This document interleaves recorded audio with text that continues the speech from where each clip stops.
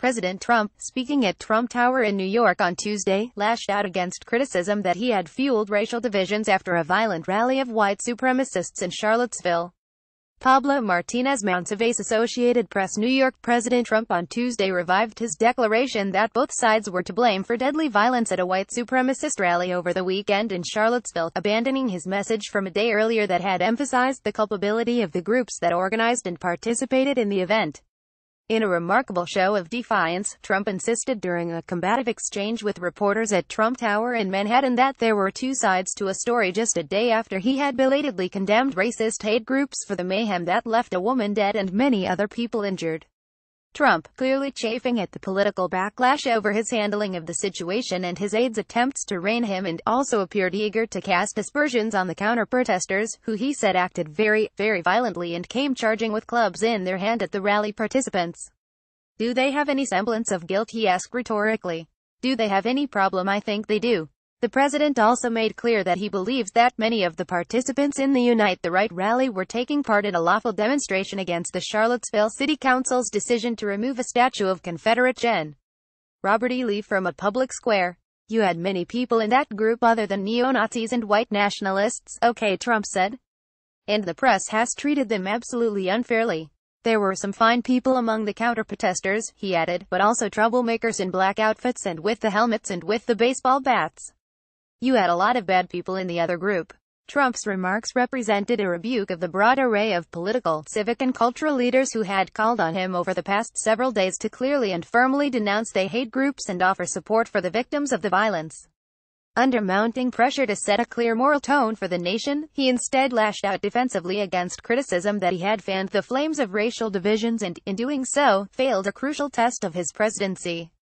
During the remarks, which caught senior aides watching from the lobby by surprise, Trump appeared far more passionate in defending many of the rally participants than he had in his more muted denunciation of the Ku Klux Klan and neo-Nazis a day earlier at the White House, where he read from prepared remarks.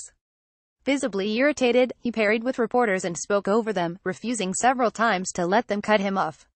Speaking off the cuff, Trump compared founding fathers George Washington and Thomas Jefferson to Lee and Gen. Stonewall Jackson, Confederate commanders during the Civil War. He suggested that the former presidents might face the same fate and have their memorials removed because they owned slaves. You're changing history, Trump said. You're changing culture. Trump again blamed both sides in Charlottesville. Here's how politicians are reacting. Asked if he was putting the left-leaning counter-protesters on the same moral plane as the white supremacists, he replied, I'm not putting anybody on a moral plane. There was a group on this side, you can call them the left, you've just called them the left, that came violently attacking the other group.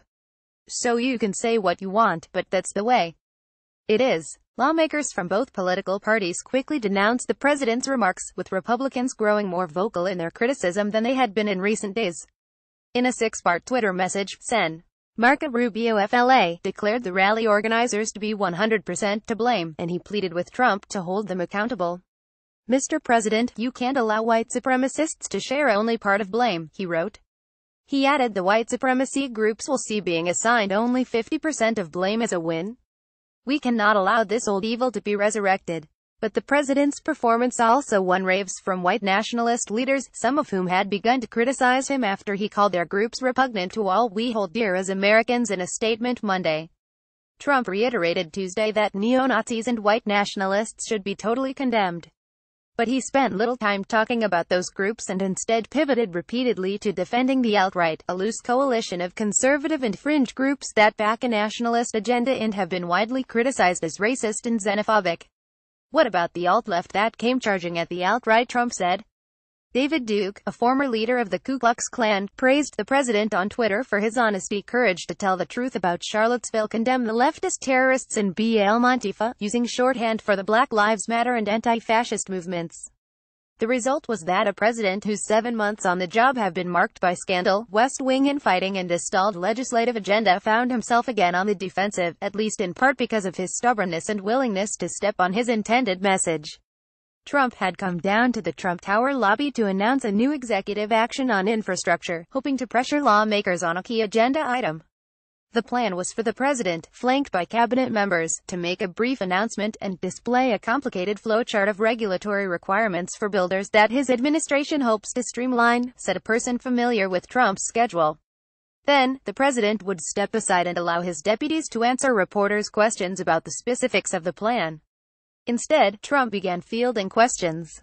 Chief of Staff John F. Kelly, a former Homeland Security Secretary brought in 2 weeks ago to help bring order to a chaotic and undisciplined White House, stood on the side looking grim-faced, his head bowed and arms crossed during some of the question-and-answer session. People inside the White House are aware the press conference did not go well, said one Republican operative who is in frequent contact with senior West Wing officials. Trump had a bad day here. It is not clear whether the president would agree. As his approval ratings have plummeted to well below 40%, he has moved to appeal directly to his base of hardcore supporters. On Tuesday morning, he retweeted a doctored cartoon image of a Trump train running into a man with a CNN logo superimposed on his head. The tweet was soon deleted after criticism that it was insensitive in the wake of the death of Heather Heyer, 32, who was killed in Charlottesville when a car plowed into a group of counter-protesters. Prosecutors have charged James Alex Fields Jr., 20, of Ohio in the case.